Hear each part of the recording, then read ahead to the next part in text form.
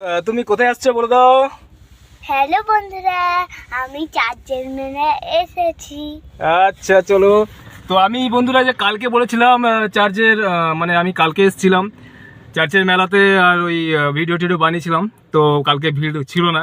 তো আজকে আবার আমি এসেছি, রিয়াসা জিদ করছিল চলো বেরাও, চলো বেরাই।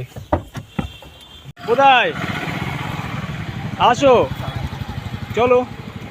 দেখো এইভাবে ভিড়। তো বন্ধুরা এটা হলো সেন্ট আগনেস স্কুল। দেখো স্টুডেন্টরা দাঁড়িয়ে আছে।